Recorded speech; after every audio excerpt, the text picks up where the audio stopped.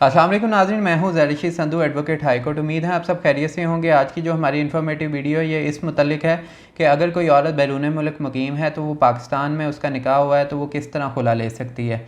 तमाम की तमाम रिक्वायरमेंट्स, कौन कौन से डॉक्यूमेंट्स इसमें रिक्वायर्ड होते हैं, इसके लिए प्रोसीजर क्या होता है, इसके लिए टाइम पीरियड कितना रिक्वायर्ड होता है, ये सारी के सारा हम जो है वो इसमें डिस्कस करने की कोशिश करेंगे। इसके अलावा अगर कोई क्वेश्चन आपके माइंड में मौजूद है तो आप मुझे व्हाट्सअप कर सकते हैं 030748344430 पर। चले आए चलते हैं वीडियो की तरफ और देखते हैं कि किस तरह हम बैरून मुल्क मुकीम जो औरत है वो पाकिस्तान में खुला ले सकते हैं।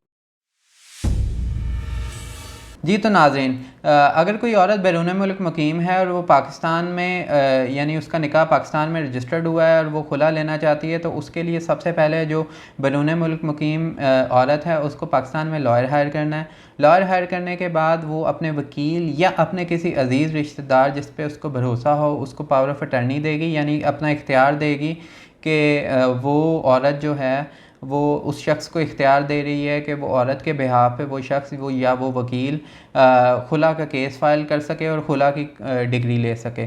वो पावर ऑफ अटर्नी का जो प्रोसीजर है वो बिल्कुल सिंपल सा है। मेरे इस चैनल में वीडियो मौजूद है पावर ऑफ अटर्नी के मतलब, लेकिन मुख्तसरन मैं आपको बताता चलूँ कि पावर ऑफ अटर्नी के लिए एक ड्राफ्ट होता है पावर ऑफ अटर्नी जिसमें स्पेसिफ़िकली इख्तियार दिया जाता है पाकिस्तान में मौजूद शख्स को कि वो शख्स उस औरत के बिहाफ पे फैमिली कोर्ट में खुला का केस फाइल कर सके।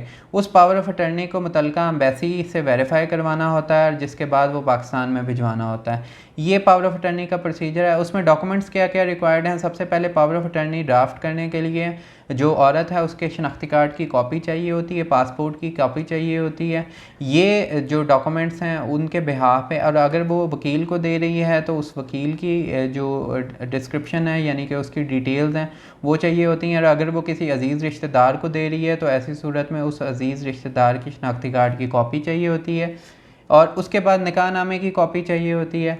निकाह नामे की कॉपी के बाद लिस्ट ऑफ विटनेस होती है जो पाकिस्तान में जो 2 गवाहान है उसकी ज़रूरत होती है।